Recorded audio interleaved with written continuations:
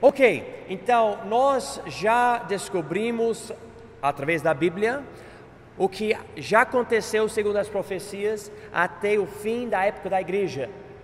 E nas últimas duas aulas, se eu não me engano, nós observamos que a Bíblia fala que está chegando a ressurreição com o arrebatamento. E esse evento pode começar, ou pode acontecer, eu devo dizer, hoje. Não há nada que eu vejo nas profecias que diz não pode acontecer. Estamos esperando esse evento. E esse evento, essa ressurreição com o arrebatamento, vai terminar a época da igreja. Quando acontecer isso, todos os salvos vão ser arrebatados, se estão vivos, ou os mortos vão ser ressurretos e vão encontrar Jesus lá nas nuvens. E nós encontramos isso na carta de Paulo para os Tessalonicenses.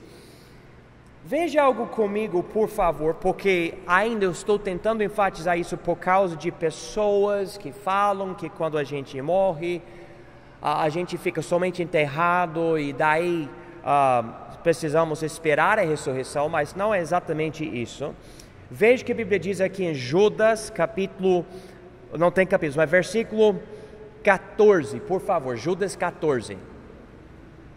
A Bíblia diz aqui: e destes profetizou também Enoque, o sétimo depois de Adão, dizendo: eis que é vindo o Senhor com milhares de seus santos, para fazer juízo contra todos e condenar dentre eles todos os ímpios por todas as suas obras de impiedade que impiamente cometeram e por todas as duras palavras que ímpios pecadores disseram contra ele. Aparentemente, Enoque, ele era um profeta muito cheio de fogo, e nós não temos as profecias dele, somente esse aqui, mas ele era bisneto de Adão no Velho Testamento, o livro de Gênesis. E aqui Judas lida com a profecia dele, e Enoque aparentemente profetizou que o Senhor, Deus, quando ele voltar, ele vai vir com, e diz aqui, milhares de seus santos. Como eu já ensinei para vocês, através do livro de Romanos, Coríntios, etc., nós que somos salvos, somos os santos. Não existe essa ideia de alguém se tornar santo por causa de um papa ou padre, alguém falando: nós reconhecemos a sua santidade, daí você é um santo. Não, a Bíblia diz que Deus reconhece a nossa santidade, que veio pelo Espírito Santo de Deus no momento que recebemos Jesus como nosso Salvador. Então, quando ele fala aqui os santos, ele está falando de nós, ou pelo menos os santos que estarão voltando com Jesus, que vai incluir a gente e os outros que já morreram. E ele diz aqui que esse grupo vai voltar para fazer juízo contra todos e condenar dentre eles todos os ímpios. E isso quer dizer, o foco da aula hoje não é esse evento futuro, mas eu estou mostrando para vocês como nós vamos no arrebatamento e na ressurreição para as nuvens, nós estaremos para sempre com o Senhor, mas não quer dizer que nossa atividade vai terminar. Na verdade, voltaremos com Ele para a terra, em corpos glorificados, sem pecado, para podermos servir a Ele, com Ele, nesse mundo, durante o reino milenar. Então, ele diz aqui, nós vamos voltar para fazer juízo com todos e condenar dentre eles todos os ímpios, por todas as suas obras de impiedade, que impiamente cometeram, e por todas as duras palavras que ímpios pecadores disseram contra ele. Vamos ligar isso com Apocalipse 19, por favor. Então vamos abrir para Apocalipse capítulo 19 e chegar aqui em versículo 11. Mesmo evento aqui. Se quiser, pode escrever aqui em Apocalipse 19, 11, Judas 14, 15. Diz aqui: e vi o céu aberto, e eis um cavalo branco, e o que estava assentado sobre ele chama-se Fiel e Verdadeiro, e julga e peleja com justiça. Em outras palavras, é Jesus. E os seus olhos eram como chama de fogo, e sobre a sua cabeça havia muitos diademas, que são um tipo de coroa, e tinha um nome escrito que ninguém sabia senão ele mesmo. Estava vestido de uma veste tingida em sangue, e o nome pelo qual se chama é a Palavra de Deus. Interessantemente, a Bíblia é a Palavra de Deus e Jesus é a Palavra de Deus. Versículo 14: e seguindo os exércitos no céu, em cavalos brancos, e vestidos de linho fino, branco e puro. Por causa da frase aqui, vestidos de linho fino, nós não entendemos que esse grupo é um grupo de anjos. Veja aqui, versículo 8: e foi-lhe dado que se vestisse de linho fino, puro e resplandecente, porque o linho fino são as justiças dos santos. Em outras palavras, e eu não posso explicar tudo isso, não posso dizer que eu entendo tudo isso, Deus liga as boas obras dos crentes, os salvos, com essa roupa que vai receber na glória. E essa roupa é branca e pura. E ele diz aqui, em linha fina, que são as justiças dos santos. Novamente usando essa palavra, santos. Nós somos os santos. Nós temos as nossas boas obras que não vão nos dar entrada no céu, mas vão nos dar galardões. E nós vamos receber esse linho fino, essa roupa celestial. E nós vamos voltar com Jesus para reinar com Ele, para julgar o mundo com Ele. A Bíblia até fala que nós vamos julgar os anjos. Mas diz aqui, nós seguindo os exércitos no céu em cavalos brancos e vestidos de linho fino, branco e puro. E da sua boca, falando de Jesus, saía uma aguda espada para ferir com ela as nações, e ele as regerá com vara de ferro. E ele mesmo é o que pisa o lagar do vinho do furor e da ira do Deus Todo-Poderoso. Então, esse evento fica mais para frente no nosso estudo sobre escatologia, mas eu queria mostrar para vocês como nós vamos e nós voltamos para cá. E nós não vamos voltar para cá para sofrer e ser tentados, nada disso. Não. A Bíblia mostra que Deus já lidou com isso nas nossas vidas. Mas haverá uma população de habitantes na terra que não tem isso. Nós sabemos que com o arrebatamento haverá eventos celestiais com a gente lá na glória e eventos terrestres aqui durante a tribulação. Nós vamos para as bodas e tudo isso. E nós vamos receber os galardões. Mas a terra aqui continua se preparando para a batalha de Armagedon e o finzinho disso que leva para o reino milenar, quando a gente voltar com Cristo. Então, há muito que eu posso dizer, mas eu não quero ir para lá, porque ainda estamos considerando o arrebatamento. Então vamos voltar para 1 Tessalonicenses, por favor, 1 Tessalonicenses, capítulo 4, esse é o texto principal que usamos para discutir, ensinar o arrebatamento. Já analisamos que esse texto aqui nos mostra o evento da ressurreição, que vem bem antes do arrebatamento. Em versículos 13, 14, 15 e 16.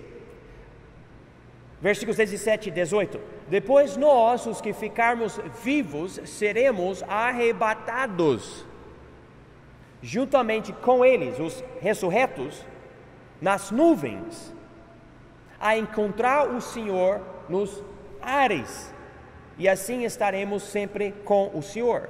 Portanto, consolai-vos uns aos outros com essas palavras. Alguém me diga, por favor, grita bem alto. Segundo essa passagem e as outras que eu já mostrei, a vinda do Senhor tem quantas fases? Alguém pode me dizer? 2, exatamente. A primeira fase, que é o arrebatamento, e a segunda fase, quando Jesus não vem somente para as nuvens, mas para tocar os próprios pés dele na terra, para começar o reino milenar. Eu lembro quando a Karine, ela me fez a pergunta, mas por que o reino milenar? se ele já nos leva para o céu, por que quer fazer mais coisa aqui? Por causa das promessas que ele deu para Abraão, Isaac e Jacó. Ele prometeu, eu vou realizar um reino aqui. Se ele não fizer isso, ele quebra a promessa. Ele não vai quebrar as promessas dele, então isto vai acontecer. E vemos essa promessa da segunda vinda e esse reino mais vezes do que a primeira vinda, quando Jesus veio para morrer por nós.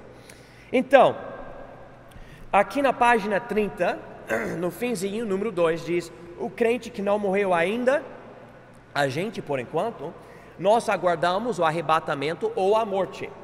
Nós seremos arrebatados após a ressurreição dos que dormem em Jesus. Vemos isso aqui em 1 Tessalonicenses. Nós estaremos com Cristo e os crentes ressurretos nas nuvens, segundo essa passagem, e estaremos sempre com o Senhor, segundo essa passagem.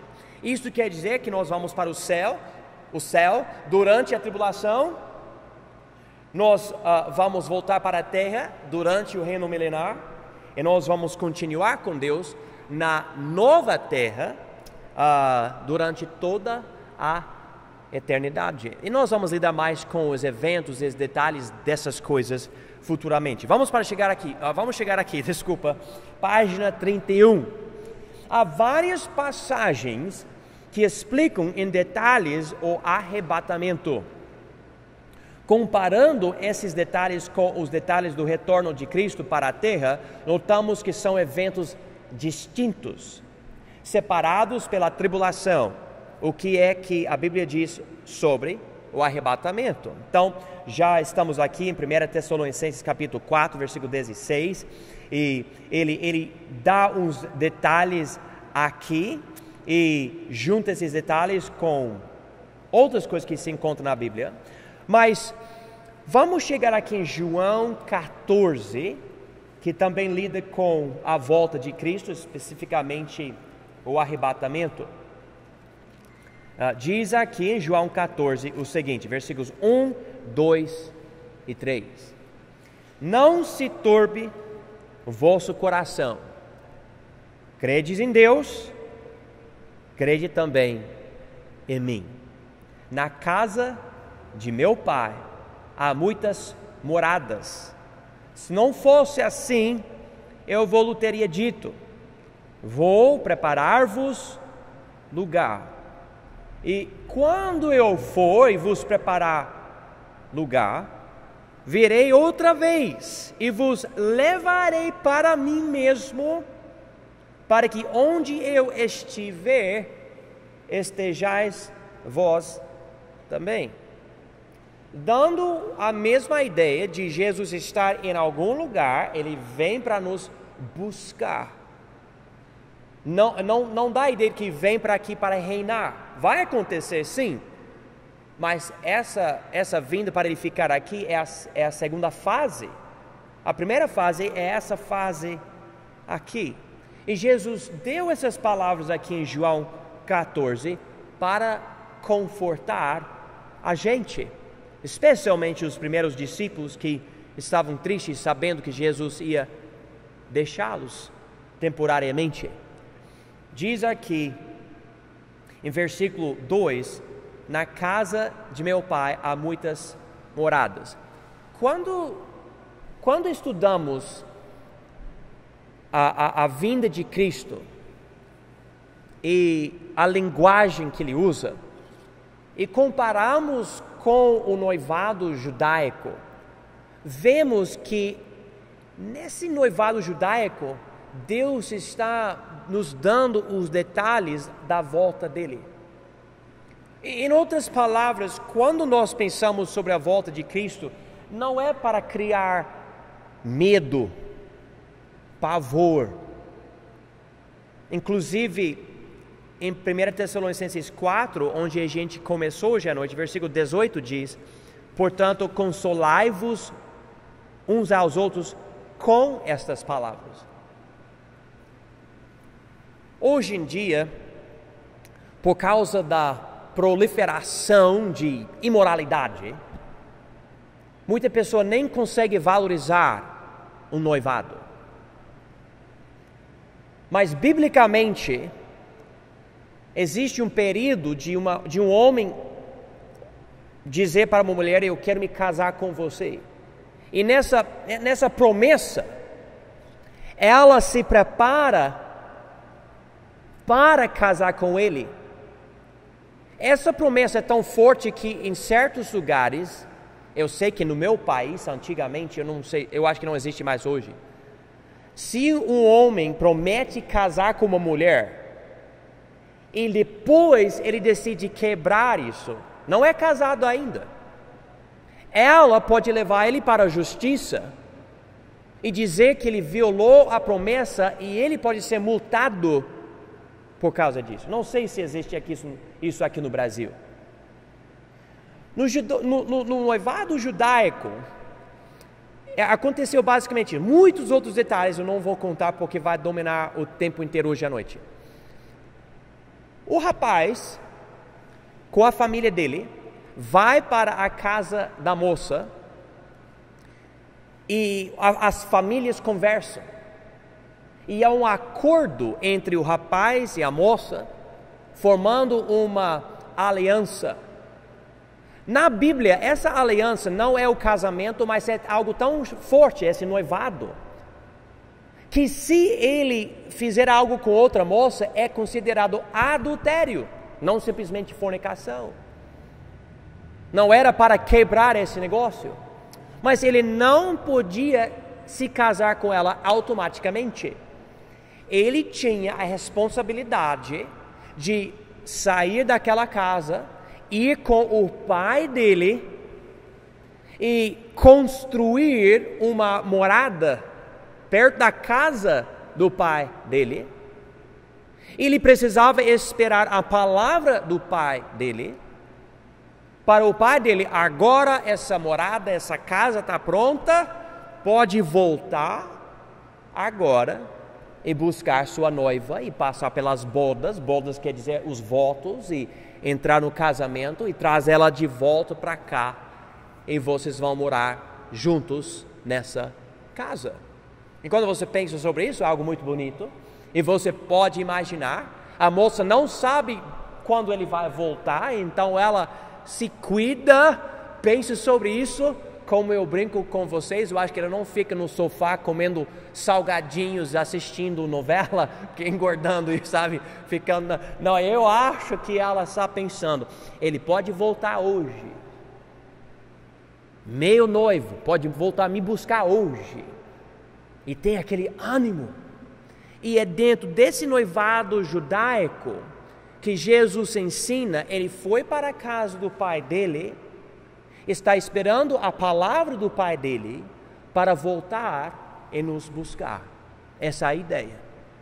Então ele diz aqui, versículo 1 de João 14: não se turbe o vosso coração, credes em Deus, crede também em mim. Eu sou um noivo confiável. Eu vou voltar a buscar vocês. Na casa de meu pai há muitas moradas. Se não fosse assim, eu vos teria dito: vou preparar-vos lugar. E quando eu for e vos preparar lugar, virei outra vez e vos levarei para mim mesmo, que mostra a intimidade que nós temos e teremos com Jesus Cristo. A Bíblia fala que nós vamos ver Ele face a face, para que onde eu estiver, estejais vós também. Então ela vai se manter pura, sabe, casta, pensando: eu não quero contaminar esse relacionamento com nenhum tipo de imundícia, fornicação, nada disso, porque esse meu noivo vai me buscar. E do mesmo modo, nós somos salvos, nós não estamos preocupados que Jesus vai nos abandonar, procurar outra mulher, mas Ele vai nos buscar e nós queremos nos purificar pensando: Jesus vai nos buscar. Inclusive, eu nem marquei isso nas notas, mas eu quero mostrar para vocês 1 João 3.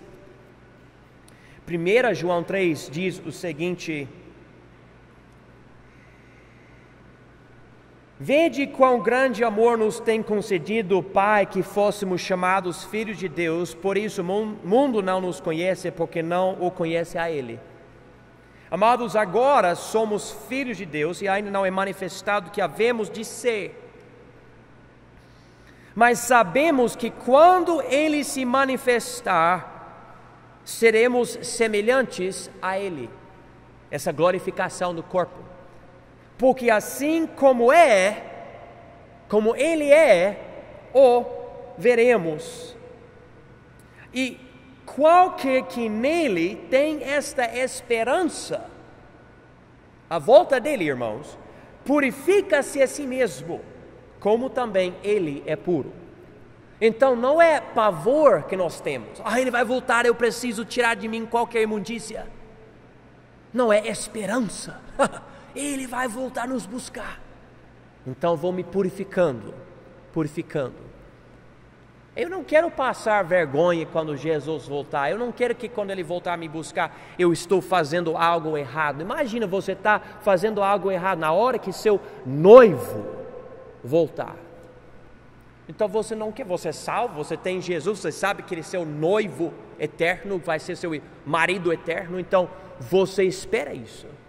Então ele usa a ideia de um noivado judaico para colocar nas nossas cabeças a intimidade e a ideia de Ele voltar para nós. E entendendo isso, veja comigo, por favor, irmãos, Efésios capítulo 5, que diz o seguinte aqui em versículo 25. Efésios 5, 25. Vós, maridos, amai vossas mulheres, como também Cristo amou a igreja, e assim mesmo se entregou por ela, para a santificar, purificando-a com a lavagem da água pela palavra, para apresentar a si mesmo igreja gloriosa, sem mácula, nem ruga, nem coisa semelhante, mas santa e irrepreensível. Então Ele fez algo para nos lavar. Essa ideia, na verdade, veio de Ezequiel 16, que fala sobre Israel. Israel ainda existe, Deus ainda tem um plano para Israel, mas Ele fez a mesma coisa com nossos gentios, formando a igreja, dizendo: você não presta, mas eu vou purificar você e você vai ser minha noiva. E somos a noiva de Cristo. Veja comigo outra passagem, 2 Coríntios capítulo 11, e aqui diz, versículo 1, Paulo escrevendo essa carta para uma igreja: quisera eu me suportasseis um pouco na minha loucura, suportai-me, porém ainda, porque estou zeloso de vós com zelo de Deus, porque vos tenho preparado para vos apresentar como uma virgem pura a um marido, a saber, a Cristo. A ideia é a mulher é uma virgem apresentada para o noivo, que vai ser o marido. Do mesmo jeito, esse apóstolo diz: eu quero apresentar você assim para Jesus. Então a Bíblia enfatiza, e o triste é que hoje em dia há tanta imoralidade. O cara conhece uma mulher e em uns dias, uma semana, já está cometendo fornicação com ela, não compreende noivado, não compreende a virgindade, não compreende a beleza da santidade, da pureza. A coisa começa esquisita e não dá certo, infelizmente. Mas a ideia bíblica ajuda a gente compreender e valorizar o que é que Jesus vai fazer com a igreja, buscando ela santa, casta, pura, irrepreensível, para poder passar a eternidade com alegria, pensando sobre o que Ele tem feito por nós. Então, Jesus vai voltar para nos buscar quando o Pai dele disser. Veja comigo Mateus 24. Mateus 24, uma das profecias mais profundas, enfatizando muito a tribulação, uma profecia do próprio Jesus. E aqui Mateus 24 diz aqui, em versículo 43, eu acho que estou no lugar certo aqui, deixa eu ver, não, 36, desculpa. Mas daquele dia e hora ninguém sabe, nem os anjos do céu, mas unicamente meu Pai. Então aqui ele diz, é meu Pai que vai dizer quando eu vou voltar. Vamos ligar Marcos 24, 36 com, Mateus 24, 36 com Marcos 13, versículo 32. E olha aqui, algo muito interessante que causa confusão, mas agora nós vamos entender o porquê. Marcos 13, 32, um versículo complicado, mas agora vocês vão entender. Mas daquele dia e hora, ninguém sabe, nem os anjos que estão no céu, nem o Filho, senão o Pai. E alguém fala, mas espera aí, calma. Jesus é Deus, sabe de tudo. Como é que Ele pode dizer aqui que nem Ele sabe quando Ele vai voltar? E por um lado, nós podemos ver a humanidade de Cristo, como Ele se fez carne e realmente se tornou homem, mas Ele não perdeu a divindade dele. Então, como é que isso funciona? E eu não vou fingir que eu entendo tudo isso, mas quando a gente entende o noivado judaico, esse versículo faz todo sentido, porque a gente chega a essa conclusão. Jesus está dizendo basicamente o seguinte para nós: você não vai poder dizer que você sabe quando eu vou voltar, porque segundo o sistema, é o Pai que vai me falar quando eu vou voltar para vocês. Então, segundo o noivado judaico, se nem eu sei, e eu sou o filho nesse casamento, como é que você vai poder dizer que você sabe quando eu vou voltar? Mas infelizmente tem um monte de gente que já falou, Jesus vai voltar, como o homem que era o precursor da igreja adventista, que diz que Jesus ia voltar em 1844, ele não veio. E tem outros que falaram, 1940 alguma coisa, ou 30 alguma coisa, ou 2001, seja o que for. Assim que alguém falar para você que sabe quando Jesus vai voltar, você pode já desligar os ouvidos e falar, não, você está falando falsidade. Jesus se enfatiza aqui, é o Pai que vai anunciar para o Filho, e daí o Filho vem para nós, segundo a ideia do noivado judaico. Então, agora, vamos voltar para Mateus 24. Sabendo que é impossível marcar datas, a Bíblia diz o seguinte, aqui em Mateus 24, 43. Mas considerai isto: se o pai de família soubesse a que vigília da noite havia de vir o ladrão, vigiaria e não deixaria minar a sua casa, dando a ideia que Jesus vai voltar como ladrão de noite, e ninguém sabe quando Jesus vai voltar. Vamos ver aqui 1 Tessalonicenses capítulo 5, versículo 2. Diz aqui: pois que quando disserem a paz e segurança, então lhes sobrevirá repentina destruição, como as dores de parto, aquela que está grávida, e de modo nenhum escaparão. Dando novamente a mesma ideia. Vamos também ver 2 Pedro capítulo 3, várias passagens, mas é para mostrar que é algo repetido na Bíblia. 2 Pedro capítulo 3, versículo 10 diz: mas o dia do Senhor virá como ladrão de noite, no qual os céus passarão com grande estrondo e os elementos ardendo se desfarão, e a terra e as obras que nela há se queimarão. Então diz aqui, virá como ladrão de noite. A expressão aqui em versículo 10 de 2 Pedro 3, o dia do Senhor, se refere a mais do que somente um dia. Nós entendemos que é basicamente do arrebatamento até o milênio, esse período. E nós podemos usar a palavra dia dessa forma também. Nem sempre quer dizer 24 horas.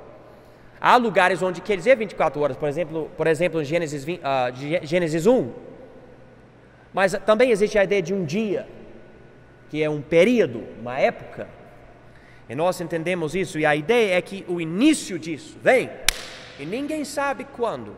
Ninguém sabe quando, essa é a ideia.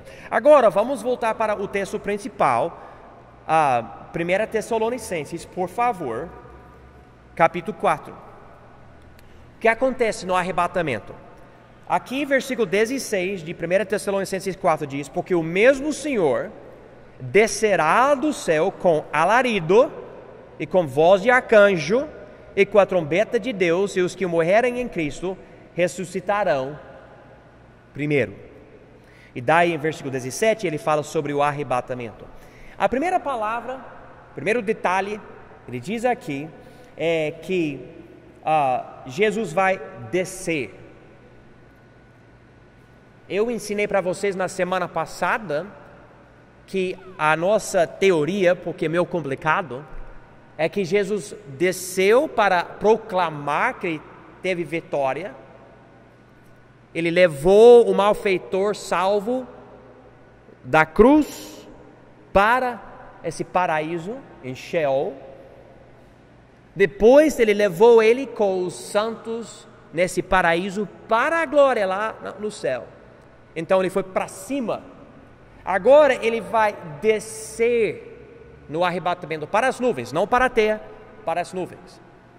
E a Bíblia diz aqui em versículo 16 que vai vir com alarido. E muitos acreditam que esse alarido é do próprio Jesus. O português, essa palavra alarido quer dizer gritaria de guerra ou clamor de combate. O grego quer dizer um grito de comando. Eu não posso explicar tudo para vocês sobre isso, mas haverá barulho de uma voz forte. Todo mundo vai ouvir? Eu não sei.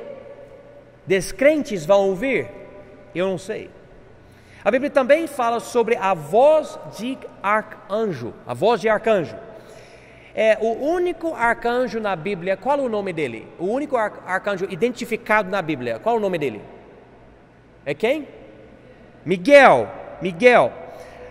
Você pode ler Daniel 10, versículo 13. Diz que ele é um dos primeiros príncipes. Miguel. Em outras palavras, eu não vou dizer que ele é o único arcanjo. Às vezes pessoas falam que Satanás era arcanjo, Gabriel é arcanjo e Miguel é arcanjo. Mas a Bíblia não fala isso. A Igreja Católica pegou, se eu não me engano, de uns escritos dos judeus, e tem uma lista de vários nomes, tipo Rafael e outros que são anjos e arcanjos e tudo isso. Mas a base da nossa fé não são qualquer escrito ou uma denominação, uma religião. A base da nossa fé é a Bíblia. E a Bíblia não fala sobre um monte de outros arcanjos. Sabemos de um só.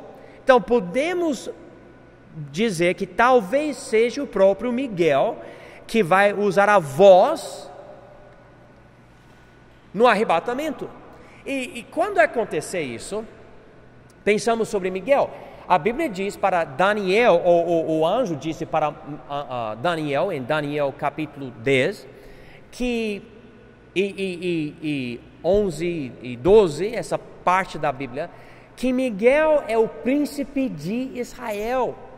Jesus liga essa passagem e fala que ele é o faz parte dos eleitos, que vai incluir também a gente. De qualquer forma, eu fico pensando sobre essa voz de arcanjo, e eu penso, será que esse arcanjo, tão ligado com Israel, está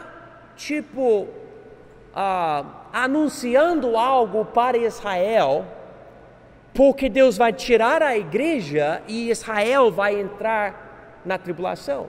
Lembra, a tribulação não tem a ver com a gente, nós não vamos estar aqui. O foco, você pode ler Apocalipse, é Israel, Israel, Israel, Israel, Israel, Israel, Israel. E Miguel é o príncipe de Israel. Então eu não sei se através dessa linguagem, é teoria, porque a Bíblia não fala todos os detalhes aqui, que é uma voz para Israel, não sei. Mas a Bíblia fala voz de arcanjo aqui em 1 Tessalonicenses 4, versículo 16. Também fala aqui, e com a trombeta de Deus, a trombeta de Deus. Vamos comparar essa trombeta com 1 Coríntios capítulo 15, por favor. 1 Coríntios capítulo 15. Diz aqui, é um capítulo bem grande, falando muito sobre a ressurreição. E diz o seguinte aqui, 1 Coríntios 15, versículo 51. Eis aqui vos digo um mistério. Na verdade, nem todos dormiremos, que quer dizer nem todo mundo vai morrer, porque alguns vão ser arrebatados, mas todos seremos transformados. Então os arrebatados e os ressurretos vão ser transformados, vão receber corpos glorificados. Versículo 52. No momento, no abrir e fechar de olhos, ante a última trombeta, pode marcar as palavras aqui, a última trombeta, porque a trombeta soará e os mortos ressuscitarão incorruptíveis e nós seremos transformados. A trombeta de 1 Tessalonicenses 4 e a última trombeta de 1 Coríntios 15, 52 são, quanto a mim, quanto ao meu entendimento e o entendimento de vários outros teólogos, estudiosos, etc., são a mesma trombeta. Se você prestar atenção, você pode pensar, e as 7 trombetas durante a tribulação? E tem 1, 2, 3, 4, 5, 7, 4, 5, 6, 7, a 7ª sendo a última. Será que está falando sobre a mesma trombeta? E eu digo, não é a mesma trombeta, essa 7ª, porque aquela trombeta acontece durante a tribulação, depois de vários outros eventos.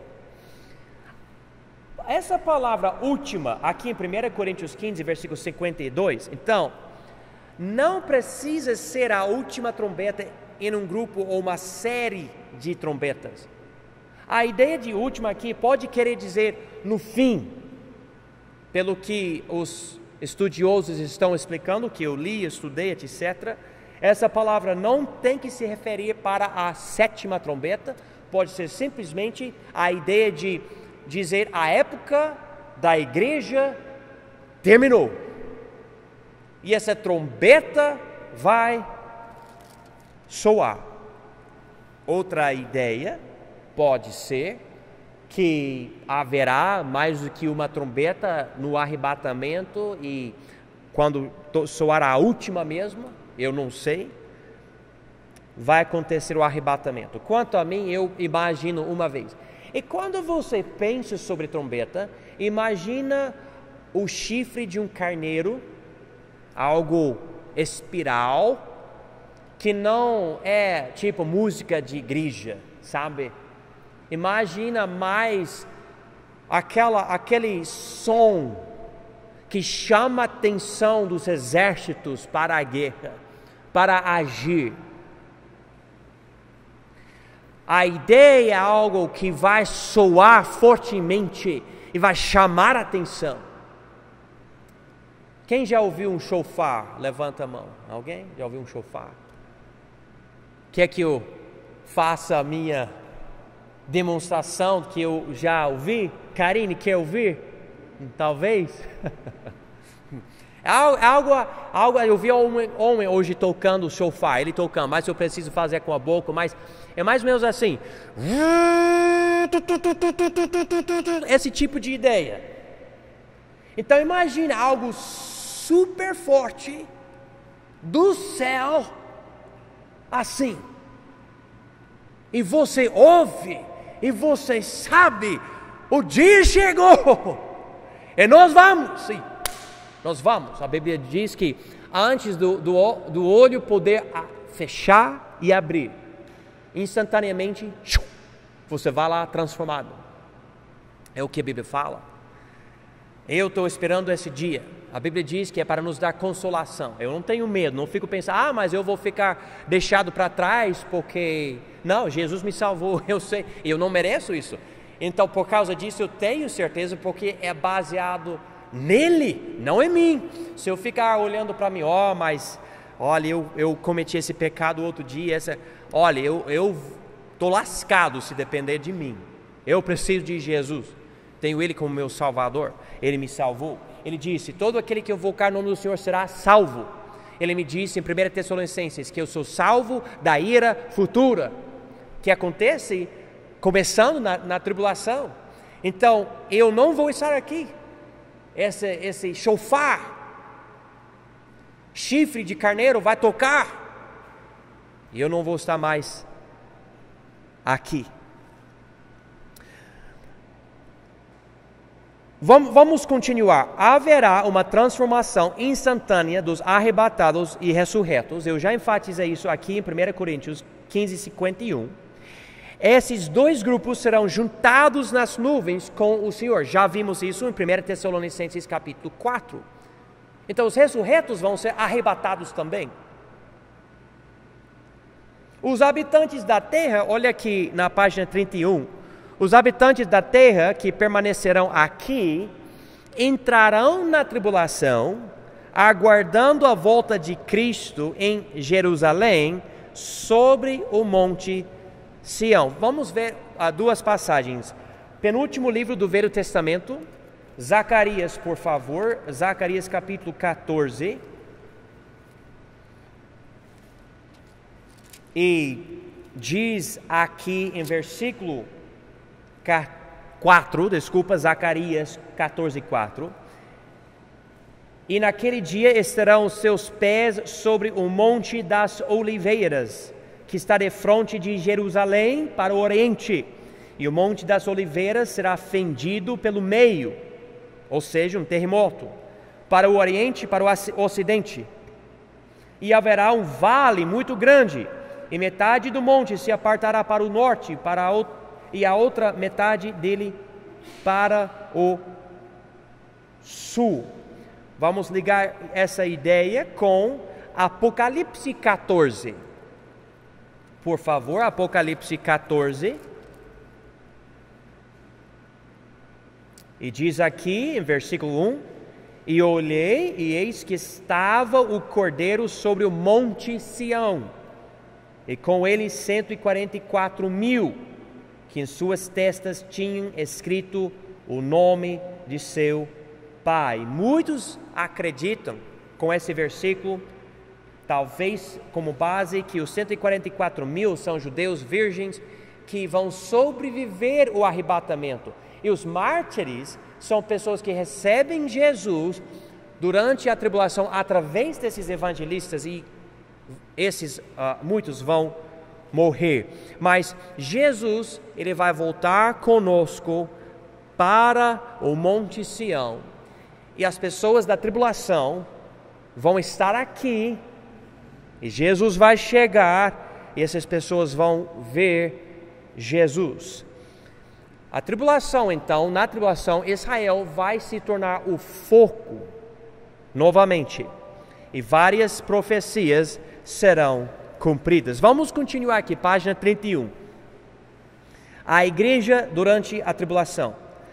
A igreja estará com Jesus nas moradas. A gente leu sobre isso em João 14. Na minha Bíblia no inglês, na King James, tem a palavra, não moradas, mas a palavra mansões, dando uma ideia de uma casona. Por causa disso, há muitas músicas, e muito americano entende assim, muito britânico entende assim. E a gente pensa sobre uma casa, eu vou ter minha casa, vai ter endereço e tudo isso. Mas vamos pensar, por exemplo, não haverá noite lá na glória, então será necessário dormir? E se não vai ser necessário dormir, eu vou precisar de um quarto que tem cama. E eu vou precisar comer, eu vou precisar de cozinha. Eu vou precisar, eu não quero ser nojento, mas eu vou precisar de um banheiro. E você acaba pensando sobre a ideia, e eu acho que a gente tem um entendimento muitíssimo limitado dessas moradas. Nós sabemos que 2 Coríntios, capítulo 5, se eu não me engano, porque a gente já estudou isso, que Deus preparou uma casa celestial para nós, que é nosso corpo glorificado. Não sei se podemos ligar essas coisas ou não. A Bíblia fala sobre a estrada na glória. Eu acho que o português usa a palavra praça. É ouro tão puro que é transparente, como o ouro que eles usam no capacete dos astronautas. Como você fala isso? O cara que vai para a Lua? Eles usam uma camada de ouro que é tão fina e pura, é transparente, que eu acho muito interessante que cientistas descobriram isso, e a Bíblia fala sobre isso no livro de Apocalipse. Eu acho incrível. E você pensa sobre isso, e você pensa sobre o ouro e tudo, e a gente pensa, será que vai ter, tipo, minha morada, se for uma casa, vai ter, tipo, paredes de ouro transparente? Porque eu vou precisar de paredes quando não vai ter inimigos, não vai ter tempestades, e você fica pensando sobre a glória, e daí você percebe a gente entende muito pouco sobre a glória, mas vai ser maravilhoso. Você não vai precisar trancar a porta. Vocês estão entendendo?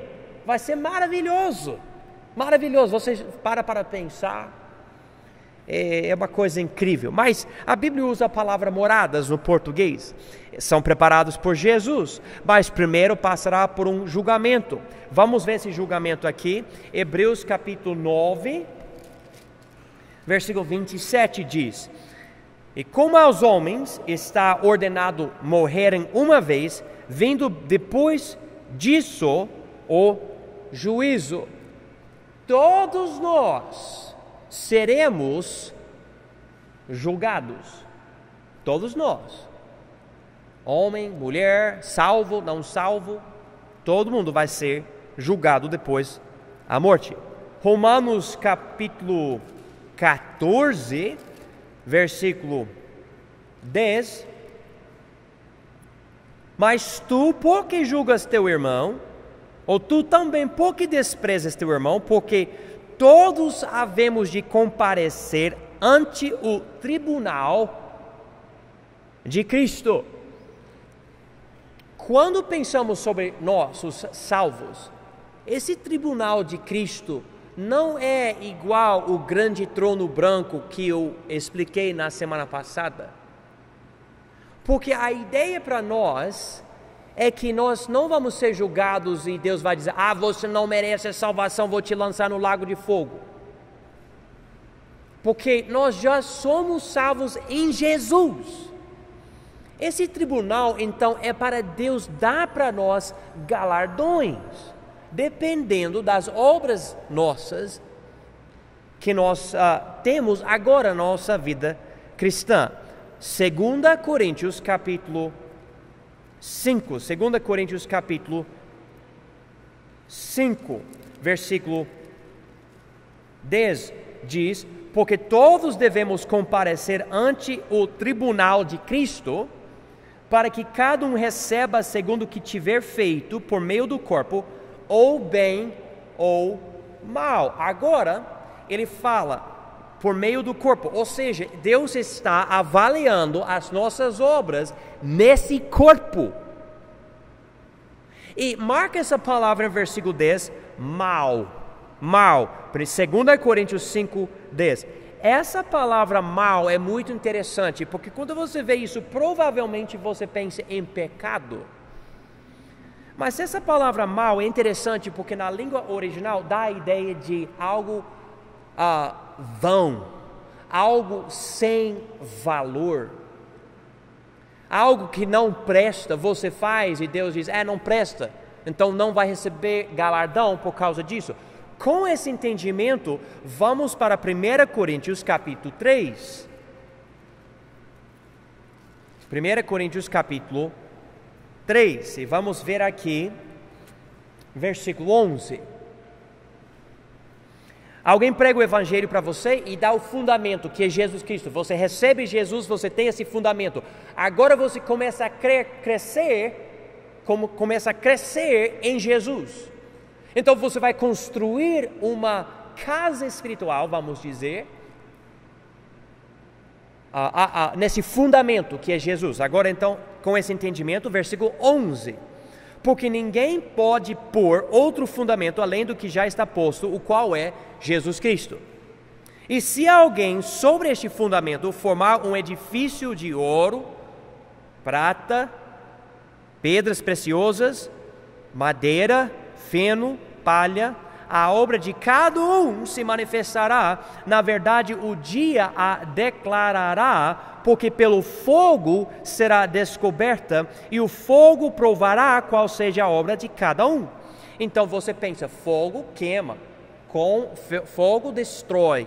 Você liga esse fogo, em versículo 13, com os elementos do edifício, em versículo 12. E o fogo não vai destruir ouro, prata e pedras preciosas, mas vai destruir madeira, feno e palha.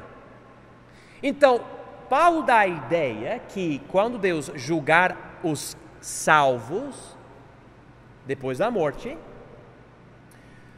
que você vai ter um edifício construído por você através das suas obras agora. Se você fizer algo que é a vontade de Deus, não vai ser ouro, prata ou pedras preciosas. O fogo passa e essas coisas vão sobreviver.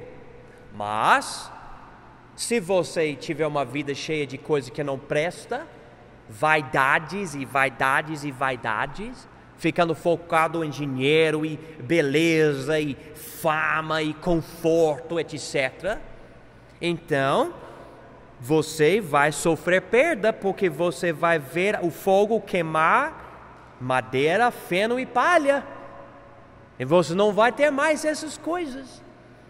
Olha aqui, ele diz, versículo 13, o fogo provará qual seja a obra de cada um. Versículo 14, se a obra que alguém edificou nessa parte permanecer, esse receberá o quê? Galardão.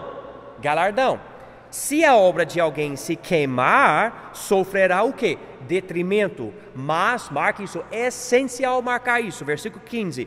Por favor, marca. Versículo 15. Mas o tal será salvo, todavia, como pelo fogo. Ele não diz aqui que você será perdido e você irá ao inferno. Ele diz, não, você é salvo, mas você vai sofrer esse detrimento.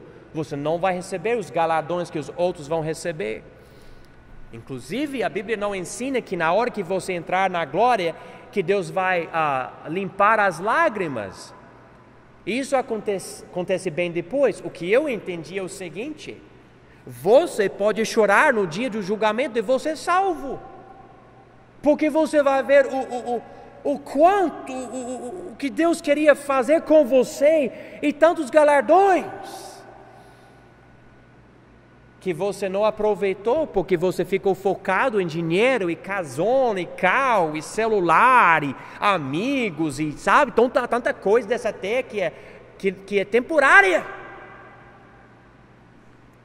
Então Deus está nos dizendo agora, está nos avisando, você pode pensar sobre esse edifício que você está construindo. Versículo 16, não sabeis vós que sois o templo de Deus e que o Espírito de Deus habita em vós? Se alguém destruir o templo de Deus, Deus o destruirá, porque o templo de Deus que sois vós é santo. Ninguém se engane a si mesmo. Se alguém dentre vós se tem por sábio neste mundo, faça-se louco por ser sábio, porque a sabedoria deste mundo é loucura diante de Deus. Pois está escrito, ele apanha os sábios na sua própria astúcia. E outra vez, o Senhor conhece os pensamentos sábios, que são vãos. Portanto, ninguém se glorie nos homens, porque tudo é vosso. Seja Paulo, seja Apolo, seja Cefas, seja o mundo, seja a vida, seja a morte, seja o presente, seja o futuro, tudo é vosso. E vós de Cristo, e Cristo de Deus. Então, sabendo que tudo é nosso, nós não precisamos nos preocupar com bens materiais, etc. Vamos focar em Jesus, vamos focar nos galardões, vamos focar naquela morada celestial e pensar, nós vamos estar com Jesus. Então vamos edificar algo que realmente é eterno. Muitos acreditam que os 24 anciões celestiais no livro de Apocalipse representem a igreja após o arrebatamento. Você pode ler sobre eles em Apocalipse 4 e outras passagens. Então, o que quer dizer, após o arrebatamento, nós somos os anciões no céu. Versículos 10 e 11. Outros acreditam que os 12 representam os santos velhos testamentários e os outros 12, a igreja.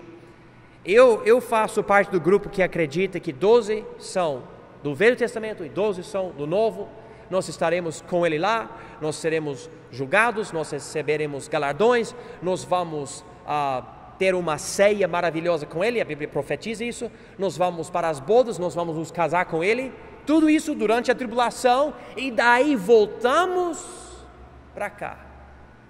O Novo Testamento menciona 5 coroas. Muitos acreditam que estas coroas representam os galardões dados aos salvos por causa do julgamento, e que representem a autoridade lhes dada por servirem no reino milenar. Outros acreditam que essas coroas são figuras por causa do contexto das passagens em que se encontram. Página 32, eu não vou ensinar tudo aqui, mas olha aqui rapidinho. Vocês estão vendo essas 5 coroas aqui? Muitas pessoas acreditam que essas 5 coroas receberemos no dia do julgamento, no tribunal de Cristo. Irmãos, eu vou falar para vocês, é difícil eu acreditar que nós vamos receber essas coroas, porque se você ler essas passagens, eu coloquei aqui, você pode ler as passagens, às vezes eu não vejo a ideia de eu receber essa coroa lá, mas que eu recebo agora. Tipo, eu fico coroado com vida e bênçãos agora. Se você discordar de mim e falar, não, mas eu acho que essa coroa eu vou receber lá na glória, tudo bem, eu não quero brigar com ninguém.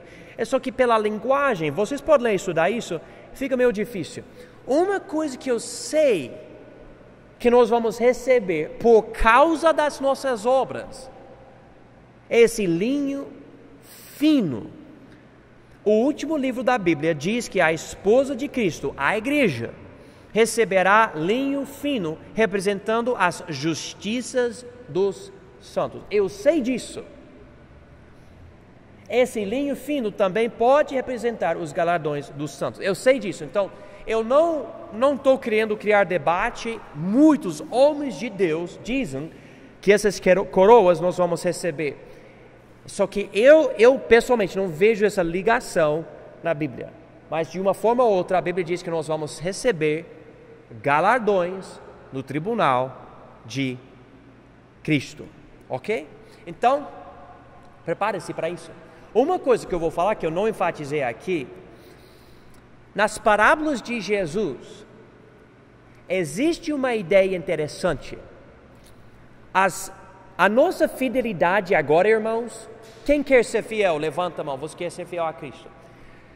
Essa fidelidade sua agora vai determinar a autoridade que você vai ter no reino milenar.